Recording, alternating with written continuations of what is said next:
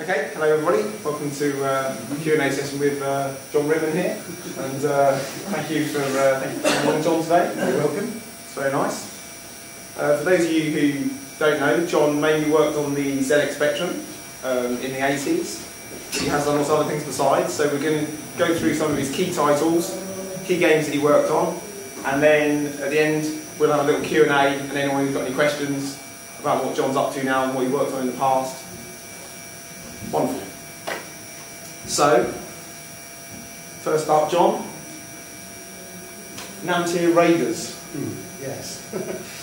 First game, still a complete amateur, just about picked up a computer, learned to program in a couple of weeks, wondered what I could do with it, and decided writing a game was just about it. ZX ones didn't do much. And wrote Namtir Raiders, sent it off to Arctic. They told me they wanted it pretty much the next day. You have to understand, programming was a little different in those days. I wrote the first half on paper. I didn't have an assembler. Everything was typed in as hex. That's for those that do program amongst you, that meant I had to calculate every jump to every location in the code by hand, exactly how many bytes it had to jump. It was hard work, very hard work. And obviously at the time you were only working part-time. No, I was working full-time. I mean part-time as a games developer. Oh yes, part-time as a games developer. Yeah, something I did after I came home in the evening. And so how did you become a games designer? What led you to decide to think, I'm going to spend my evenings and weekends? Oh, that was fairly simple. I mean, I'd started, so I made one game, made a little bit of money, and then I made a couple more, and you get to the state of going, hold on a second, I'm making more money writing games in the evening than I'm going to work during the day. So that's an easy call at that point. You just go, well, maybe I'll stop going to work during the day. That's excellent. And obviously, as you say, a fairly simplistic game, Namtir Raiders, but for anyone who can't read on my screen there, would you like to just explain the name and the reasoning behind the name? Yeah, boring, isn't it? Ritman backwards. It was actually a game I'd seen it was kind of like a game I'd seen in the book when I was on a holiday somewhere. Right. What little I could remember of it from 6 months ago, it was pretty derivative. I wouldn't say it was original in any great form. Okay, so that was obviously a very early game from Jon on the ZX81. If we move on to his next game, Cosmic Debris, but actually before Cosmic Debris you made another game called ARG, I believe. The Spectrum came out, an Arctic Computing sent me one. Everybody was very unsure about how to use this machine, and nobody had written any books. We just had to find our way around it. And I wrote a Space Invaders clone, which was rubbish. But it taught me the machine. I learned my way around the machine, and from there it went on to yet another clone of Cosmic Debris, which was, of course, Asteroids. I'm not sure if it was the first Asteroids out for the Spectrum, I can't remember now. And how long did it take you to make this sort of I think I was doing the game about every 3 months at this stage. Right, so that's obviously compared to nowadays, that's quite quick. So well, the games were quite a lot smaller. Remember, we had 16K to play in, and 6K of that was used for the screen. So there's 10K. How big is your average game nowadays? How many hundreds of megabytes? Oh, I don't know, at least 200, I would say. Do you disagree? And as I put on there, you sold 5,000 copies. Again, compared to today, that's probably low, but how did you feel at the time? Was that expected? Oh, it's pretty good for 3 months' work in early 1980s. Yeah. I was on quite a good percentage, so it worked out well. What sort of percentage were you on? Oh, a crazy percentage by today's standards, 25%. Right, so, and what were the games selling for? Ooh, about 5, I suppose. So 25% of £5 times 5,000. Anyone good at maths? Amazing. I'm good at that. That sound about right? Bit more than five, yeah. Can't complain. You have to remember that my wages at the time, working as a television engineer, were £6,000 a year. So to earn virtually that in 3 months seemed like a good deal to me. Sure, and obviously you continued on the ZX Spectrum creating arcade clones, and you did 3D Combat Zone, which I would say is pretty much Battlezone. Yeah. Still pretty derivative on the designs at this point. So the treat this was because our local burger bar had a Battlezone machine in it, and a bunch of mates would come round of an evening, and come 9 o'clock we'd all be a bit hungry, someone would have to go up to the burger bar and get something. Of course you play Battlezone, and we all got addicted to it, so yeah, it seemed a good idea. It was very interesting learning how to do 3D maths, and one of the very early 3D games on a home machine. And I can distinctly remember sitting there the first time. I just got a cube to rotate on the screen, and it was a fantastic feeling. I just sat there and watched it and laughed. Wonderful stuff. And as you say, it was an early 3D game. Did you tend to sort of write the technology behind the game and then for the game around it, or did you... No, I knew what I was going to do. I wanted to do Combat Zone. I wanted to do Battle Zone. Yeah. And I realised I had to learn 3D maths for it, and so I did. So it was mainly from a gameplay perspective, and then the technology came as a result of that. Yeah. You have to bear in mind that we're talking about the days when computers didn't do multiplication. Sure. They did adding up, and we're talking 3D maths here, so we're talking about quite complex algorithms to multiply to get speed up. So was it quite difficult then to sort of downsize, as it were, an arcade game to fit on a ZX Spectrum? Yeah, especially when it wasn't as if I had a maths degree or anything. I really had to teach myself. And there weren't any books about it that were available, so you just had to learn it and bash your head against the wall until it worked. Okay. We're going through these first ones quite quickly, but we will get to John's sort of more famous games later on. But next up we've got Dimension Destructors, again by Arctic Computing. Well, first game wasn't actually a copy of anything. Did use my maths that I'd learned for Combat Zone, but I did rewrite it, and for some reason had a full floating point calculator in there. I have no idea why. I don't think it made any difference. But yeah, it was alright. It was okay. It sold fairly well, and was well pleased with it. And obviously, as you say, it's another 3D game. Were you really keen on the 3D games in particular at this time? I just think it stood out from what everybody else was doing, and that made people notice it. Sure. And it was interesting just to do stuff like that. And as you can see, I've got there sold 7,000 copies. So getting better. Yep. Making a bit more money out of it. You're still part-time at this stage? No, I've left work. You've left work right now? Yeah. So radio rentals have lost their... Star TV engineer into the games industry. But that was pretty sort of commonplace back in the day, where people who came into the games industry sort of came into it sort of on a whim, as it were, sort of just... No, I don't think so. I think most people were quite young. They were at school, 15, 16. Parents bought them a computer and they learned to program, and I was definitely one of the older programmers. I was in my mid-20s, and most people were 15, and I think that gave me a certain maturity of how to approach it. But I don't think there were many other people who were working and then got into it. Right. A few, yes. So you were competing with sort of kids who had lots of energy and lots of time. Yeah.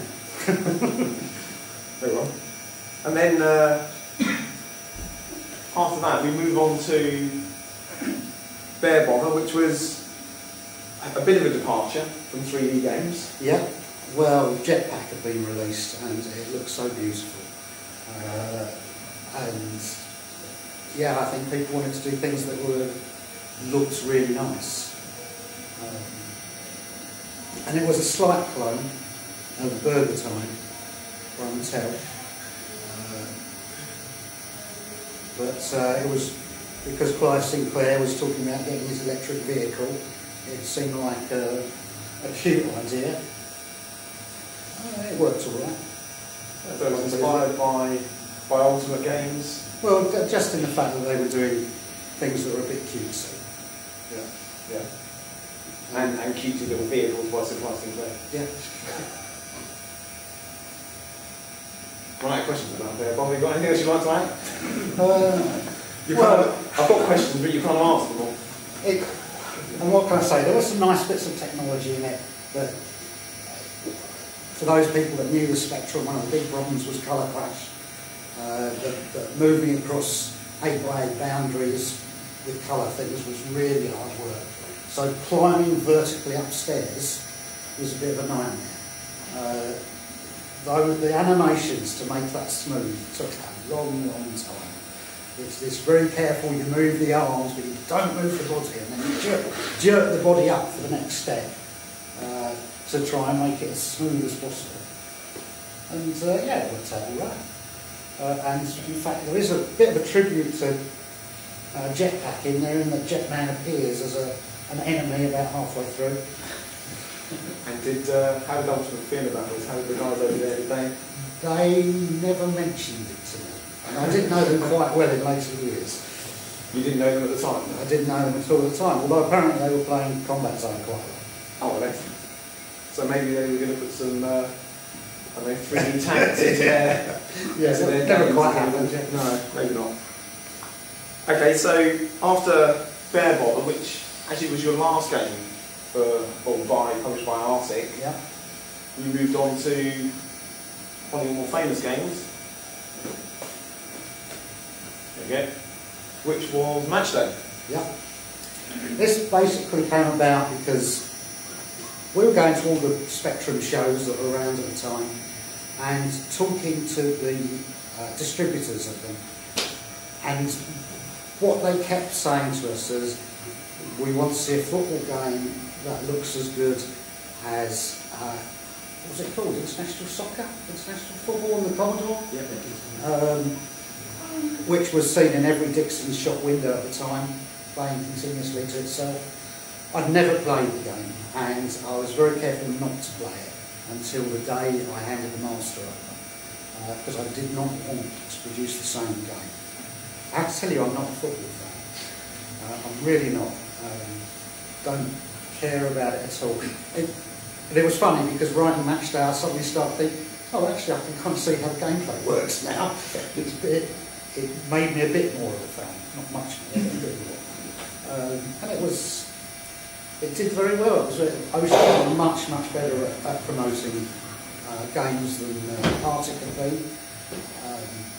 And if I were to go back for a bit, when Bear Bother came out, I persuaded Arctic to run a teaser campaign where they put just the picture with no text at all in the magazines, and they did that for a few weeks, and then finally they put the details of the game along with the picture, and then they left it about 3 months before they put the game on the shelf. It was just like, no, you've got to do it while the interest is up there. And I can remember going into shops and people going, what is this all about? I keep seeing this picture. You think, that's what I wanted, but they didn't capitalise on that. Ocean were a completely different story. They really knew how to sell stuff. They were so good. And I don't know if this is common knowledge, but they originally wanted to do Match of the Day, which of course is a big TV programme. They couldn't get the rights off the BBC, so they changed it to Match Day. I still have an original cover with Match of the Day written at the top. Oh wow! The artwork, the original cover. You ever thought about putting it on eBay? No. Chance in your luck. Yeah. So we ran match day, and it sold a lot of copies. Went out on both on its own on one of the first. They sold 1 million compilation tapes. People were very into it. I still get fan mail to this day from people who played it 30 years ago. It's crazy. Well, it's obviously, being the type of game that it is, it's very addictive and two-player, and obviously you can always play two-player games against someone else, despite the age of the game, because there's still that sort of competitive nature. I suppose so, but it does look very slow. I mean, it's very plodding if you look at it. You can look at something like Head Over Heels or Batman, it's fine. It works to this day. But I look at match day and think, oh my god, that's so slow. But do you play any of your old games anymore? I'd say that. I did play Head Over Heels. I played Monster Max about 3 or 4 years ago. And that was quite good, because the horrible thing is you write a game, particularly a puzzle game, and you can't see it anymore. You know everything inside out. What you want, I always used to say, what I wanted was a memory pill, an anti-memory pill, where I could make a game, take the pill, and play it like I'd never played it before, so that I could tell what it felt like to play it, whether it works. I found age was that pill. You'd spend long enough, you go, right, how do you do this bit? So that was quite nice, I enjoyed it. Well, you touched upon, getting back to match day, you touched upon the fact that with games like Head Over Heels and Batman, they're obviously very sort of idiosyncratic, very specific type games that are easy to go back to. With something like Match Day, which is obviously based on football, there are lots of football games released before, lots since, and so do you think that games like Match Day lose their appeal slightly because of the newer games? Of course, I mean it just doesn't stack up, does it? Against the modern soccer game, it's looking pretty rubbish. Really, to be honest. Do you play any modern soccer games? No. So basically you don't really know. No, that's true. I tell you, I used to play some, and what really got me was that they became so automated, you needed no skill. And I proved this to myself once in a shop. I played FIFA with my eyes shut, and I scored. And you go, how good do you need to be to play this game? Well, you don't. Just stab at buttons, it'll work fine. And I kind of like the idea of playing a game that has skill. If I'm going to play a football game, I want to be able to work out I'm going to pass into space and have somebody run onto it. That doesn't really happen, or it didn't happen when I last played FIFA. You just said pass and send the ball to somebody. And I was sort of thinking about it. I think they can do that nowadays, but they have specific buttons for everything, so you have to know 20 million different button combinations in order to achieve that, unfortunately. Okay, so as you've already said, that Match Day sold an awful lot of copies, but it was also rated quite high and critically acclaimed at the time.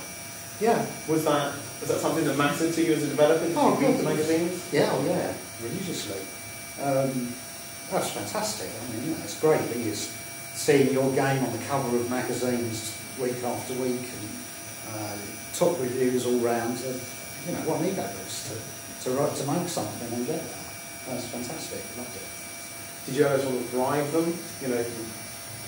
Oh, probably took them out for drinks now and then, but at least I was old enough to do that. I had that advantage over the younger developers. And obviously after Match Day, there was International Match Day. Not a lot of difference.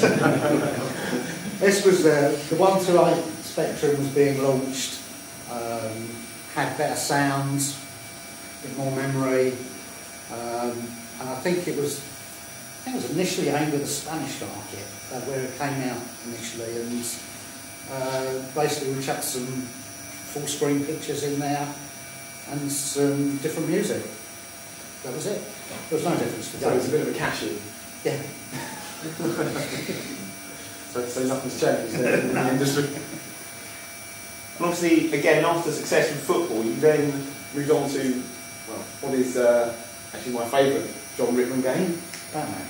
Batman, indeed. Okay, the day I took the final master of Match Day to Ocean, delivered it to their office in Manchester. The guy who ran Ocean said, "You need to look at this," and handed me a game. It was Ultimate's latest game, it was called Nightfall. I took it round the corner from the offices to some friends of mine who also wrote games, and we put it in, and about 8 of us stood there looking at this game with our jaws on the floor. Just like, oh wow, I want to do that. Willful that. I mean, it just looked stunning. It was Disney in 3D, and that had not been done to me. And I spent, I guess, a couple of months even trying to work out how they did it, because I had no idea when I first saw it. Worked out a system, spent some months writing it, spent some months trying to find, well, I started drawing some stuff myself, but I'm not that good an artist, to be honest. A friend of mine, or rather a friend of a friend, could draw, and I invited him round to see if he could draw something on computer. And I wrote a little program to draw with, and he sat there for about 2 hours convincing me that this was not going to work. As far as I could tell, it was a completely random mess. There was no signs there was any form of image coming out there at all. And after about 2 hours, I was really just about ready to go, forget it, it's not working. He suddenly said, "Oh, it's a good eye there." And he carefully rubbed everything else out, and he drew another eye the other side, and then this character came out, and it was just fantastic.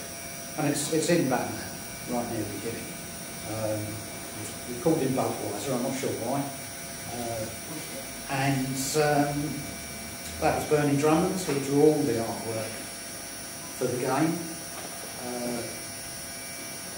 We took the very early thing, we didn't even have the engine properly working. We took just a little demo screen up to Ocean to show them.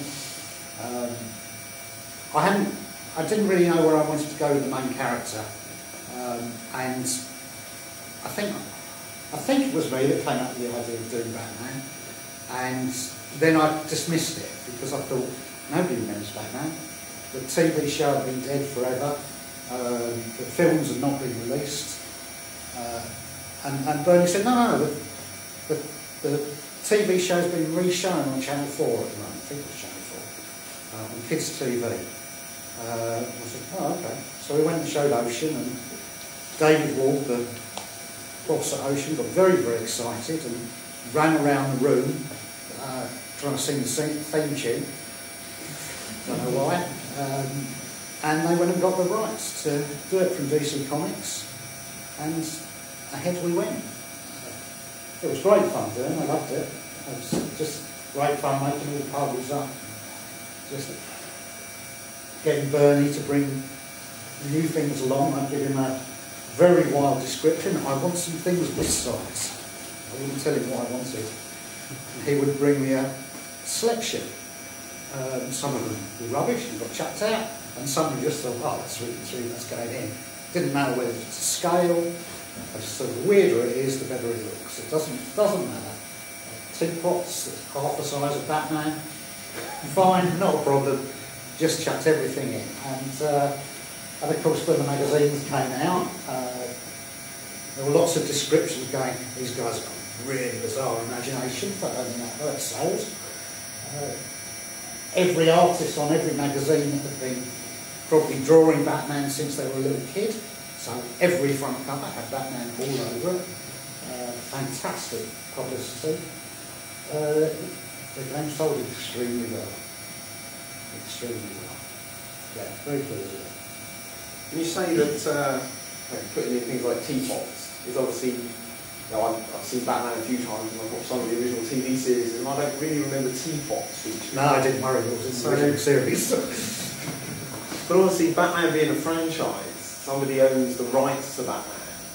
Were they not sort of somewhat concerned with this? The only thing that I remember them being concerned about was we had some power-ups, which we called, not unreasonably, Bat Pills. The reply from DC Comics was, Batman doesn't take drugs. So they began Bat Powers. Just a change in text, nothing changed in the game. And obviously, after you decided you were going to make a Batman game, how did you actually, you know, was it easy for them to actually get the license? Yeah, I mean, I didn't really have anything to do with that. They came back to me a couple of weeks after we made the suggestion and said, we've got the license. Well, it was that straightforward. Because nowadays, Yeah. I imagine the chance of just getting the Batman license would be pretty slim. I'd imagine so, yeah. But then it wasn't a big franchise at the time. The films had not come out. So, you know, nobody was making any money out of it. So here was a way for them to get some money. I guess it's as simple as that. So you struck gold with it, basically? Yeah. I mean, I didn't realise until I saw the covers of magazines, and I suddenly registered that these guys have been waiting for a chance to show how good they were at drawing Batman. All these artists that did the covers. Hey, perfect. And obviously, as we've touched upon as well, it was inspired somewhat by Nightlaw, another game from Ultimate. Yeah. Yeah, did you actually contact them this time? No. No, I mean, I wrote the engine, and I thought, I wonder if it works as well as theirs. Actually, I found it worked much better when I later talked to Chris Stamper about how his engine works.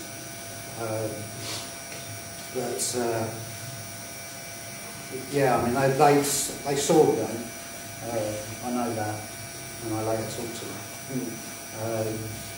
But, yeah, didn't talk to them about this one, just made it and went ahead. A healthy rivalry, maybe. Yeah, I don't think they were bothered. And obviously then after Batman, continued with the sort of isometric theme. For anyone who doesn't know or hasn't realised, there is Batman actually on one of the screens over here. And I think it's the far one from me. And the other game on the other screen is another isometric game, Head Over Heels. Tried to be a bit clever about some of the programming. Introduced the idea of two characters. Now, I must admit, if I backtrack a little bit, when I first wrote Batman, I thought I wanted him to be able to do these various things, jump around, whatever, the things that he did. And then I took away most of those abilities, apart from being able to walk, and gave them back in the forms of utility belts and boots, and you collected those before you got all the things that you could do. Head Over Heels, I did the same thing, except I thought I'll take it one further and I'll have two characters that can each do slightly different things and then join together and do all of those things together. Apparently that was incredibly innovative. I didn't really think of it at the time as any more than what I'd done in Batman, but a bit more. But the whole idea of having two characters has been hailed as a real step forward at that time. I don't think anybody else had done it, I suppose. I didn't really know. And so you didn't come up with it, was that the impetus behind the game, that idea of having two characters? No, I just thought I'd do another game. Yeah. And that just came as a way as a further development. The storage was much more compact than Batman. It's got twice as many locations in it. It took me, I can remember being very scared about doing the coding to allow two characters to work, and I spent a very long time putting off doing that bit of coding while I did everything else, until the point I had nothing else to do. Okay, got to do this, grit my teeth and get on with it, and it must take me about an hour and a half. Oh, what was I worried about? I should go back here for a second, quite a way back to match day, the first match day.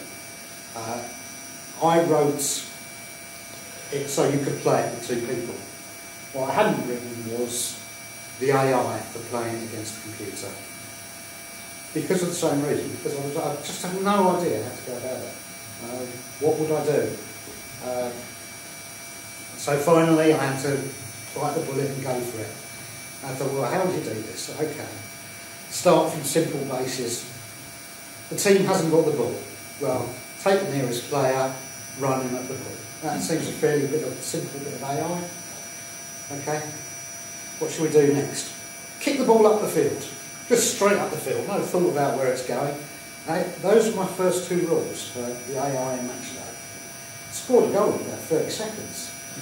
I was literally crying with relief. Wow! Yeah, it was great. Sounds like how I play as well. It's a good system for football.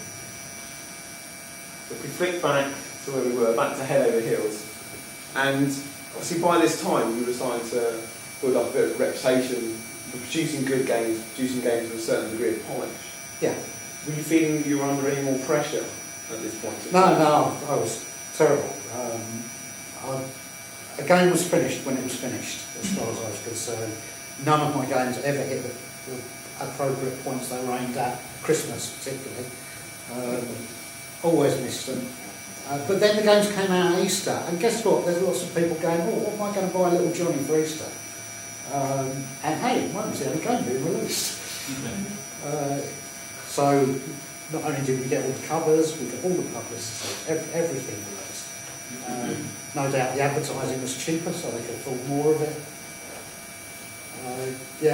They didn't pressurise me at all, they just let me do what I wanted. Sounds like it was a sort of blessing in disguise. Yeah. I'm quite sure that the programmes who worked for Ocean mainly were under a lot of pressure, but not me. They just let me do whatever I wanted. Do you think that was the benefit of the fact that you weren't in-house, purely because... I think they just liked what I did, and I was their highest selling programmer. And if I was doing that without the pressure, why change? That's something that's working. So obviously at this point you felt that you needed another big hitter, I assume. So you were at match day 2? Yeah. Well, they did want a match day 2, and I thought it'd be quite fun to do, and Bernie to do the graphics rather than me, which was definitely an improvement. We had quite a few innovations to make, which all went into the game and worked really well. It sold extremely well. And do you think that, as the first game was so successful, that people were expecting this to be the next big thing, the next sort of thing, the next match day was coming? And I suppose so, to some extent, yeah. And do you feel the game delivered that? Yeah. No, I do. And I can't remember who it was. One of them, or Sinclair or somebody, had not given it a big hit. Or was it Crash? I don't know. Not given Match Day a big hit. It was Crash. And they were like so full of apologies because it had been in their readers' charts ever since it had been released in their top 10, even though they hadn't given it a smash review.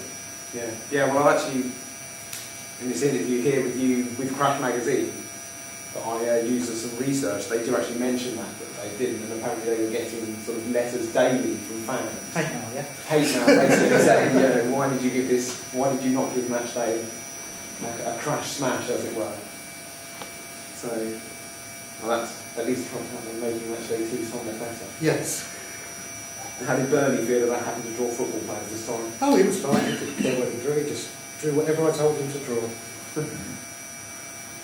So that sort of pretty much wraps up the ZX Spectrum games, I would think, at that point. So after that, you started working for Rare, I believe. Yeah. Yes. Did you do anything particularly interesting at Rare? How did that come about? Well, they'd actually advertised not exactly advertised, they did a big interview in Crash. I think it was in Crash. And they'd been incredibly reclusive up to that point. They didn't do interviews at all. They didn't speak to anybody. And yet, been hugely successful. And they stated that they were looking for people to expand the company. I guess I was quite arrogant at the time because I'd got quite a lot of job offers from various companies.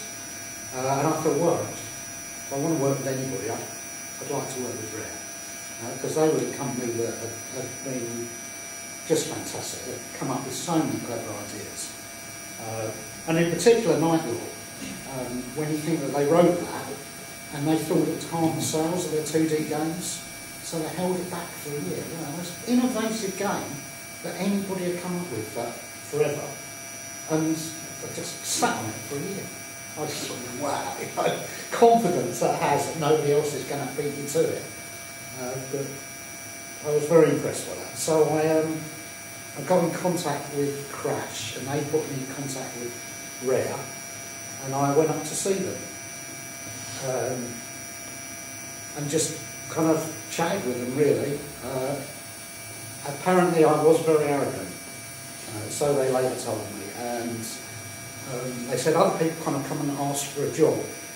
You came and assumed that the job was yours. I guess I did.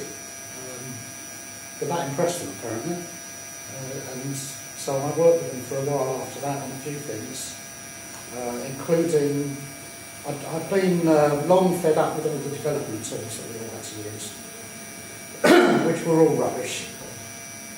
So I wrote my own, which they used extensively for a long time after that, which is the GLAM, Global Language Assembler Monitor. So you could use an editor known as Brief, which was commercially available at the time, which all linked in with my system. You program something, you press the button, it'd be running on the target machine within 2 seconds. It was very fast. You had complete control over it for those that know anything about programming. It did single stepping and macro programming within it. It was quite an advanced system.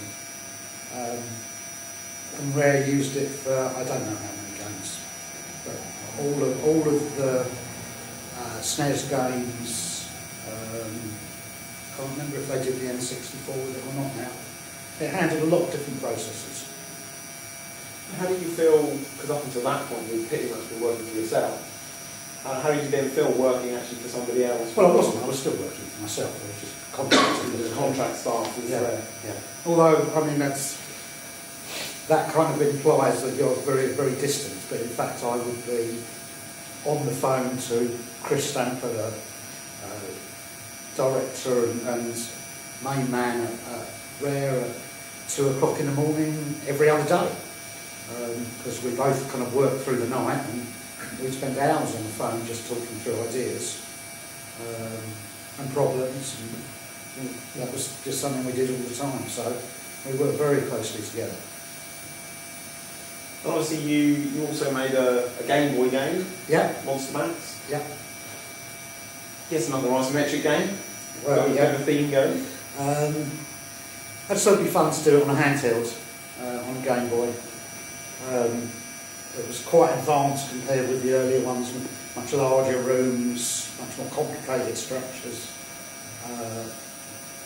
Disastrous marketing campaign.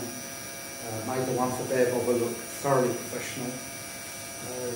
A company called Titus took the game for publication. They put it out for review, they did advertising, it got top reviews, I mean 92, 96%, I think we got one. It was 11 months before it went on the shelves after those reviews. Everybody had completely forgotten it by then. Unsurprisingly, it didn't sell that well. One of those things. And how did you find sort of developing on something like the Game Boy compared to the 8-bit micros like the ZX Spectrum that you were used to? How did that compare? You had more memory available, but it was equally finicky. The Spectrum had its bizarre screen structure that you had to mess around with, and so does the Game Boy, or the first Game Boy did anyway. Very bizarre screen structure to do a high-res game, because up to that point nobody had done high-res games on this Game Boy. They were all sprite-based games, which it was designed for, I guess. They had to be quite clever to make that work. There was a lot of reusing graphics halfway down the screen. You couldn't you couldn't put all the screen together at one time. You had to kind of get halfway down the screen and rewrite loads of it so that you could get the other half. Okay, and then moving on, you obviously then developed Supermatch Soccer, and you had some other games in development at the time with Cranberry Salts. Yes.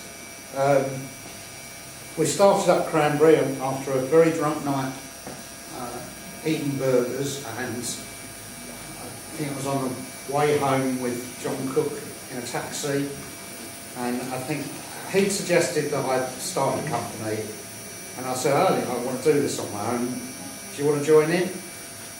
So that was the beginning of Cranberry Sauce in the back of the taxi, both very drunk. It was a time that was stupid for starting companies. You could literally go out with a game design in the back of a fag packet and somebody would give you £1 million. I'm not kidding. I think we went with 3 sheets of paper and walked out with £2 million. What Philips thought they were doing at the time, I have no idea. They obviously thought better of it later because they basically just pulled out the market, dropped everybody, including us, right at the point we were due to launch. So it was a fiasco in terms of actually launching anything. It was a bit of a disaster in the end. Can you tell us anything about any of the games that you were sort of working on? Right, well, Supermatch Soccer was on the PlayStation and PC.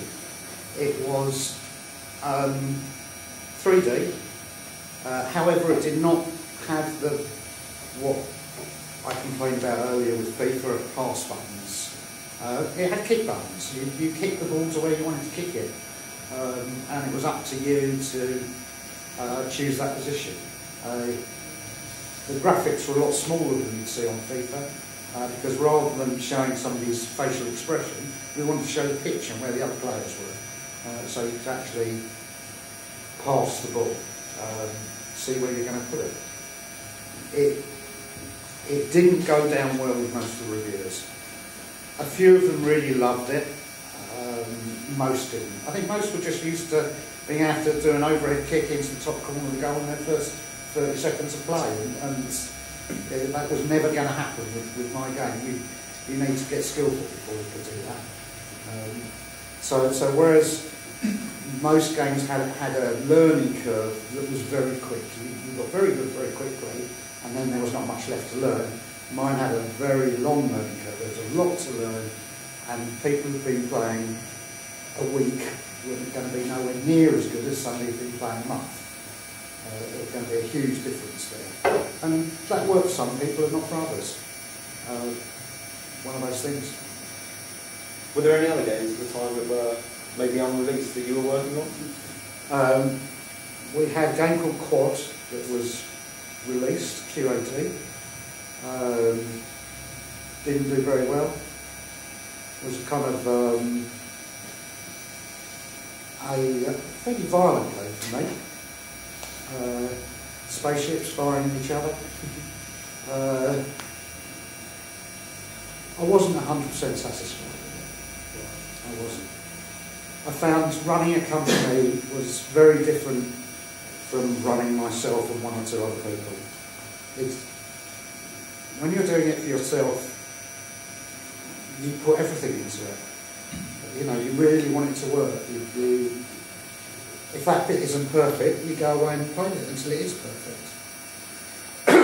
If you're paying people to come in each day, they may have other ideas what they want to do with their life. Going down the pub, going out with their girlfriends, stroke boyfriends. It's not filling their heads in the way it filled mine. And they weren't as dedicated as perhaps I foolishly thought they might be. And some of the guys we had were really great, but far from everybody. Very long way from everybody. And you realise how hard it is to run a large company. I've seen other places. After Cranberry ended, we were kind of bought into Argonaut. which was a big, big company. 100 odd people working there, making games, and I saw the most bizarre thing there. One day, I don't know why, I ended up promoting quite a few of their games, doing promotional videos and things like that, and creating videos. And at one point they brought me the latest Aliens game, Aliens Resurrection, which was already a year late. A whole year late. And they brought it into me, and their producer Ben brought it in.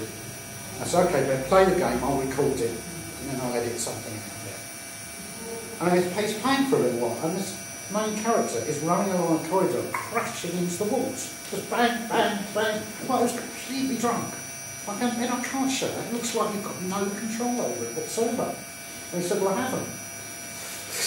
What do you mean you haven't? Give me the controls. No, you haven't, have you? It didn't work at all. And then you just think, how can a game already be a year late and they have no control over the main character? I mean, it's crazy. And I just went downstairs and saw the main programmer and said, I want you to do a control system like this, which was basically based on Zelda. Identical to the Zelda control system. And it's simple enough. And he said, I already wrote that code ages ago. They didn't like it. Put it back in. So 30 seconds later, we had a game with control. And it's just like, and that's a big company for you. I don't know how these companies survive sometimes. You know, they don't have somebody really good who's totally in control of an individual game, who not only can see the structure of the game, but can also control those people. Because sometimes that can get to be madness. I mean, I can remember Ben saying to me one day, I'm watching that girl there today. Why? So, because she comes in the morning, she's always late, and then she makes coffee, and that takes an hour. And then she goes out for a cigarette, and that takes an hour. And then she comes back and surfs for a bit. And then she goes out for another cigarette. And I think I get about half an hour workout for a day. But I'm tracking her today, I'm going to write everything down. Oh my God, you know. How can you run a company where you're paying somebody full wage where they do half an hour's work? It's a nightmare to control that and create a good game. Make all that work. So a lot of respect for those people that can do it. I clearly wasn't one of them. So you obviously didn't enjoy that kind of corporate structure and that kind of working within a big team. No. So a lot of older developers nowadays, a lot of developers from the 80s, have started picking up things like Android and iOS and making games like that. Yeah. Is that something that appeals to you? I'm quite interested in looking at that, yes. Have you got anything in the pipeline that you could tell us about? Not really, no. That's a shame. Yeah. Have you got anything at all that you're working on? Well, I've got a game, but it's been in the pipeline quite a long time, and I need to wrap my head around Android and look at converting it. To see how well it will work on a machine. I haven't done that yet. Is this the one mentioned on the slide? Yes. Okay. Amusing, we can't hear anything about it, but apparently it was announced 3 years ago. Yeah, well that's how old it is. So it's still announced? It's still announced, yeah. I mean, I haven't got a working game. I mean, it is a completely working game. But it's not running on the machines I want it to run on. I was just going to say, it's interesting that says iOS, but you've just been talking about Android. Would you say there's a shift there in what you're targeting? Well, I think the market has increased, that's all. You know, there's a wider target there now. So we'll see how that goes. Okay, right, so that brings us pretty much up to date, I would say. But More or less. more or less. I'm sure there were other things, but I can't remember what they were. Before we open the Q&A to everyone else out here, I had a few questions from people on the internet that they were keen to get answers to. So I'll put these to you before we move, but then everyone else can have a chance to put some questions to John if they have anything. There's obviously homebrew communities out there, and guys who still write games for the old systems, alternate extensions, and some of those guys are keen to know whether you would be interested or have ever considered writing another game for the ZX Spectrum. No. No, simple as that. Why would I? Here are my choices. I could write a game for the iPhone. How many people buy games for the iPhone? 1 or 2. How many people buy games for the Spectrum? What can a Spectrum do? Not very much. What can a modern computer do? Rather a lot. Sorry, I do. No contest. I'm sure to tell them that, and I'm sure they'll be pleased to hear. Along those sort of homebrew lines, another thing that's out there is people who remake games, and there's some of your games have been remade for sort of more modern systems. They have, yes. Like Head Over Heels, there's several remakes. Have you played any of these? I played the Batman game, which was all right, but he changed something about the way the walls work, which rather changed the way the whole game played, which the programmer admits that was an error. I've spoken to. Somebody did send me the Head Over Heels version, which took me about 3 days to recover my computer after I ran it. Oh, yeah. Yeah, completely crashed everything. I never run it again. Scary that was. Do you feel, is that something that sort of like appeals to you? Do you think that when someone sends you a game and says, look, I've remade one of your games, does it tickle your fancy? Well, I mean, it's a lot of work for somebody to do, isn't it? When you think you could just get a emulator and run the original games. I guess if it's something I enjoy doing, that's fine. But it's not something I'd think of doing, because you just think, get an emulator, somebody's already written that and he'll run every game. Why bother?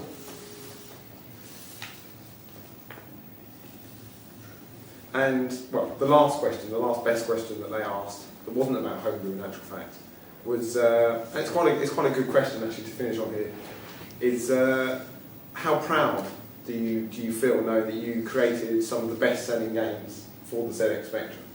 Is it something that you did you walk around wearing your T-shirt that says, ZX Spectrum champ?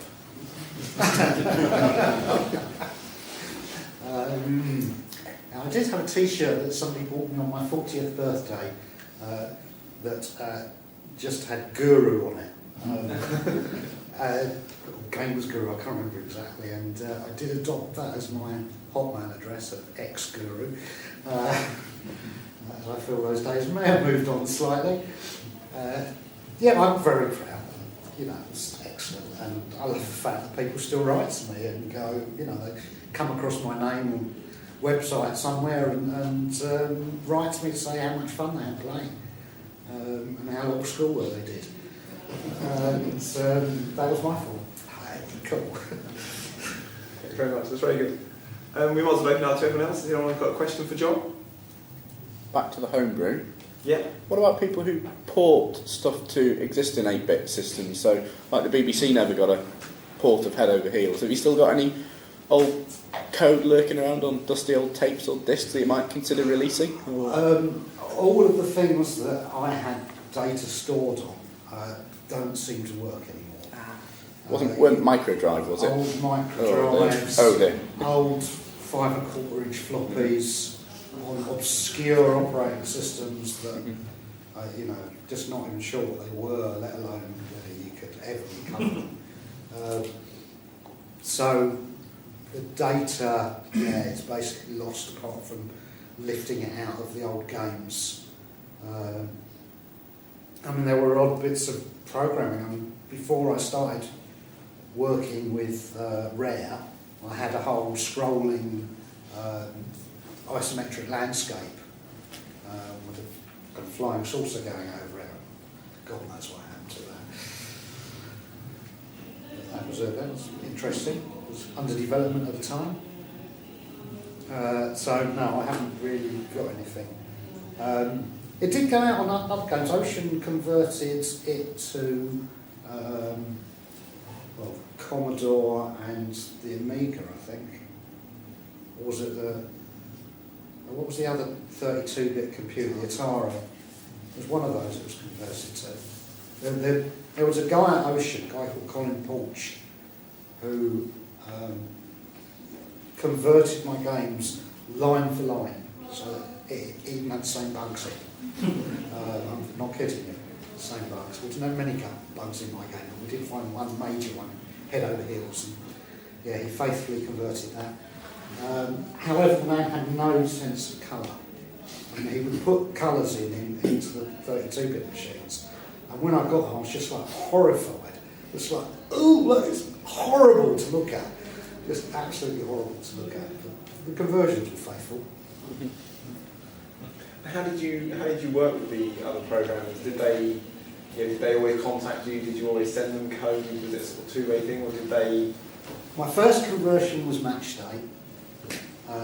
Some guys were employed by Ocean to convert it to, I can't even remember what computer. I know Chris Roberts did the BBC micro port. Pass. I know, this was match day 1. Yeah. I can remember He phoning... went on to write Wing Commander for the PC. Oh, right. Yeah. I can remember phoning up the people who were converting match day 1 and going, do you understand how the header system works? Because they didn't have the original code. They hadn't asked for it. And they said, we don't care. We're just knocking this game out for some money. So I'm sorry those people that paid for that game. That doesn't live up to my expectations of the B versions, I recall. Really? It very much came through. Yeah.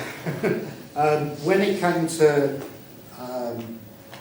match day 2, the conversions, the Commodore was very faithful, and a line-by-line conversion to the point where the night before it was meant to be going out for mastering, I had the longest phone call of my life. I say the night before. The night before is a wild under-exaggeration. I spent 27 hours on the phone in one go without putting the phone down. And we went through his code where I'm looking at my code for the Spectrum, and he's telling me what's happening as he's single-stepping the code at his end for the Commodore. And then I'm working out what's gone wrong and how he's going to recode it. 27 hours. You're old enough, holding the phone up for that long. He didn't live around the corner. He might have been quicker just to go around. No, he lived in Liverpool, I lived in London. The real killer was, and this doesn't insult anybody's beliefs, but I'm not a religious man. He was very, very religious. And he kept saying, thank God for that. And he meant it. I mean, he really, really meant it. And I'm thinking, no, that was me. I found that. Excellent. Any more questions for God? You said at the beginning it took you, when you first started writing, it took you 3 months to write a game. And when you got to Batman stands, how long did that take to? Best part of a year. Yeah. Yeah, that was a big project. And the thing is, my mind can go on holiday when I'm in the middle of writing a game, and that might last 2 or 3 months, where I don't do anything whatsoever, and then I get back into it. So there may have been a break in the middle of that. Can't remember now, a long time ago. Yeah. But yeah, quite big projects, and that's why they never hit Christmas. Mind you, I had to say in the support of myself here that I was once at a meeting with all the directors of Rare, and the question was asked, when do you say a game's finished? And Tim Stanton said, well, when it's finished. And the next question was, have you ever hit a deadline? He said, absolutely never. So they had the same kind of approach to writing games as I did. Douglas Adams used to say he used to like the whooshing noise they used to make as they went past. Say that again, sorry? Douglas Adams said about deadlines that he used to love the whooshing sound they made as they went past. Yeah. Yes? When you're writing a game for Spectrum, are you actually working on a Spectrum? I started off writing directly on the Spectrum I'd be playing it on, so I'd have to fit in. Fortunately, the 48K Spectrum came out, but I was still writing for the 16K spectrum. So I could have my source code, the assembler, all in there at the same time, and the actual created game would fit in the lower part of the memory. Do you have a proper keyboard for it? No, just a standard rubber keyboard, Joey. And then Sinclair released that add-on for about Interface 2, was it called, or something? I can't remember. And it had the RS232 link. Was it? No, that would be the interface one. Interface 1, was it? Okay. I remember that. I remember what it looks like, that's about all. But it meant I could link up multiple spectrums and have a micro drive. Killed it if you plugged it in when it was on. Yeah. Yeah, I killed quite a lot of spectrums. Really a lot of spectrums. And that meant I could completely work on one machine and send it to another machine. In later years, I went on to a show and somebody was showing a graphics board with a pen. And I thought, well, God, that would be really useful compared to drawing with a joystick at the time. And I went up and spoke to the guy who was marketing it, and it was only for the BBC at the time. And I said, "Are you going to do a Spectrum version?" He said, "Yeah, it's in the pipeline. We're just finishing it." I said, "Is it going to use much the same code?" And he said, "Yeah." I said, "Well, that's rubbish. Let me write it." So he did, and he also made proper business machines. CPM, as the operating system of the day was called. And part of my payment was one of their big business machines. And it took me about 5 weeks or something to write this bit of code. And these things cost, I don't know, £1,500. They were fantastic. A whole 64K of memory. I mean, that was a lot. And you could store so much on the discs. In the thing, 360K, I think it was. Although I did manage to get a hard drive off him a few weeks later. There's a whole 20 megabytes. Oh, heaven. And I worked from there and started using Microsoft tools to develop with. So it became a whole lot more professional at that point. On primitive stuff by today's standards, of course. Totally primitive. Does that answer your question?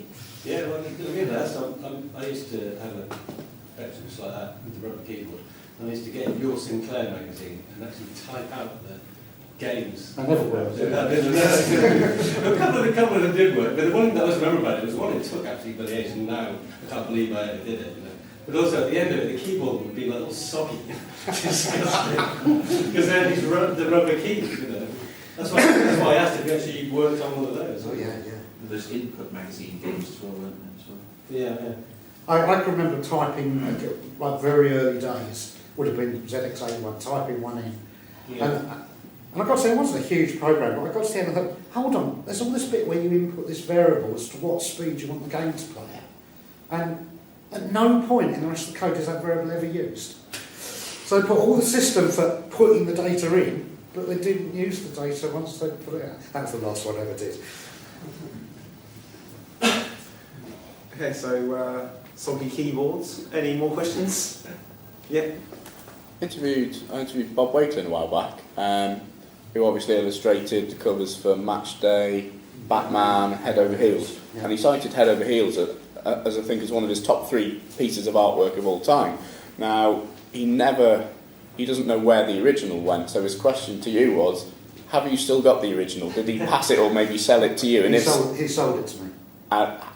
Question B, have you still got it? And question C, if yes, can he have a scan, please? I don't have a scanner big enough because it's an A2 sheet. Yeah, Sure I mean, before he sold most of his originals on, he scanned them in on an A4 scanner, and he spent hours having to glue, in Photoshop, 4 bits together. And yeah, I still have the original. Somebody offered me quite a lot of money recently for it. All right. I've got a few of the originals. You mentioned Match Day, didn't you? Yeah, I haven't got all of them. But the ones he did, I think he's sold them to me for about 60 quid a piece. Mm-hmm. Can't remember when it was. Must have been 15 years ago, I suppose. Something like that. Yeah, somebody wrote to me and told me that he was selling off his collection, and so I contacted him and said, "I want to buy these ones." And he said, "Well, you can have all of these, but you can't have that one." So I can't remember which one it was. One of them I couldn't get, and in fact, I only later found out because the guy who first told me failed to mention that he'd already bought one. Which one was that? I'm not sure. Yeah. I can't remember at the moment. They're all kind of wrapped up in bubble wrap at the moment. I haven't got any where to hang them at this time. I've got a question for you, John. Out of all your creations in the computer, what is your most favourite piece? You're thinking that. I think probably Head Over Heels. Yeah? What would that be? Because I think it played very well. What would you? And I'm really quite fond of it. I think it looked really nice. And it still looks quite nice. Particularly if you see the Amstrad version. Did you want the abstract version? Yeah, I wrote them simultaneously. They were literally, they'd appear on both machines at precise same second. But no, I'd have bought an abstract in rather than +3. Yeah, I've never seen a +3 before. That's got a little hard drive in it. Yeah, a hard drive. Yeah, I was impressed by the fact it had a floppy. But didn't come with originally, absolutely. Yeah, I mean, it was nice to see all the colours on the Amstrad. Yeah, it was good. Following on from that, do you have like a particularly favourite game from just anybody else's? Oh, yeah, easily Zelda. Zelda, the first one? No, the I was going to last. say. We'll start from the last one and work backwards. Oh, Yeah, we've just finished playing Zelda, the Skyward Sword. Yeah, it was good fun. yeah, I mean, A Link to the Past on the SNES, same sort of feel, I thought, to some of the isometric adventures that were coming out. Yeah, I never played any of the really early ones. I probably, my first Zelda game, I think, was probably on the N64. Okay. The one on the Super Nintendo, the one before, was also pretty awesome.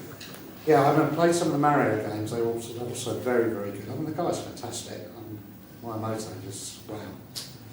Apparently stepping down, isn't he? So you can concentrate on specifically just making small games again. Really? I remember reading a piece a little while ago, and it was saying how the Japanese press now followed him around to see what his latest interest was, because he suddenly got into keeping fit.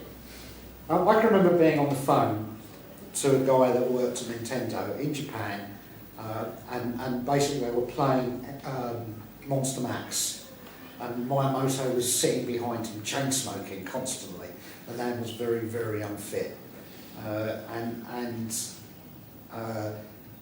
he obviously decided he couldn't live that lifestyle anymore and decided to get fit. And what's the next big thing on the Nintendo? The Wii Fit. At that point, the press started following around. What's he doing in his life now? So we know what's next. Nintendo chain smoking.